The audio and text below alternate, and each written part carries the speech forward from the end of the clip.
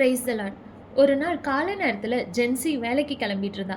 கண்ணாடியை பார்த்து தலை சீவிட்டு இருக்கும்போது தான் முகத்தில் இருந்த ஒரு சின்ன முகப்பருவை அவள் பார்த்தா. விரலால் கன்னத்தை தொட்டு அந்த முகப்பருவை லேசாக தடவி பார்த்தா. அதை பார்த்ததும் அவளுக்கு ரொம்ப சோகமாயிடுச்சு. அடுத்த நாள் அவள் கண்ணாடியை பார்க்கும்போது அவள் கண்களுக்கு கீழே இருந்த கருமையான கருவளையங்களை பார்த்து மனசொடிஞ்சு போயிட்டா. அடுத்த நாள் கிளம்பும் போது அடங்காத அவளுடைய சுருட்ட முடி அவளுக்கு ரொம்ப எரிச்சலை உண்டாக்குச்சு.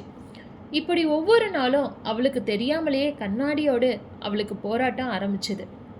ஒவ்வொரு நாளும் புதுசு புதுசாக தாங்கிட்டே இருக்க ஒவ்வொன்றையும் வெறுக்க ஆரம்பிச்சா.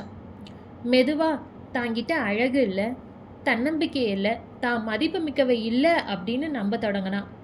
ஆனால் உண்மை என்னன்னா, பிரச்சனை அவளுடைய பிரதிபலிப்பில் இல்லை, அது அவளுடைய மனசுக்குள்ளே இருந்துச்சு, அவளுடைய சிந்தனையில் இருந்துச்சு. ஜென்சி தன்னுடைய குறைபாடுகளை மிகைப்படுத்தி பார்த்ததுனால உண்மையிலே தான் யார் அப்படிங்கிறத மறந்துட்டா. நாமும் கூட ஜென்சி மாதிரி தான் இருக்கோம். நாம் நம்மளை துண்டு துண்டாக பிரித்து பார்த்து அதில் உள்ள குறைபாடுகளை கண்டறிந்து அந்த குறைபாடுகளை எல்லாம் நம்ம அமைதியை திருடுறதுக்கு நாம் அனுமதிக்கிறோம். நம்ம எல்லாருமே குறைபாடு உள்ளவங்க தான், நான் இல்லைன்னு சொல்ல வரல. ஆனால் ஏசப்பாவுக்கு நம்மளை பற்றி நல்லா தெரியும்.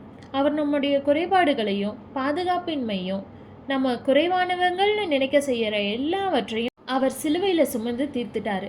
இப்போ நாம் அவருடைய பார்வையில் முழுமையானவங்க, நிறைவானவங்க. நம்ம இருக்கிற வண்ணமாகவே அவர் நம்மளை அன்பு செய்கிறாரு. அடுத்த தடவை நீங்கள் கண்ணாடி முன்னாடி நின்று உங்கள் பிம்பத்தை பார்க்கும்போது ஏசப்பாவை நினைங்க.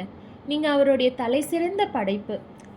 கண்ணாடி குறைபாடுகளை காமிக்கலாம், ஆனால் இயேசுவோட பிரதிபலிப்பு அழகையும் நோக்கத்தையும் அன்பையும் காமிக்குது. அதனால் சந்தோஷமாக நீங்கள் இந்த வசனத்தை சொல்லுங்கள். சங்கீதம் 139 அதிகாரம் 14 வசனம். நான் பிரமிக்கத்தக்க அதிசயமாய் உண்டாக்கப்பட்டபடியால் உம்மை துதிப்பேன். உமது கிரியைகள் அதிசயமானவைகள், அது என் ஆத்மாவுக்கு நன்றாய் தெரியும். Amen. Smile, Jesus loves you.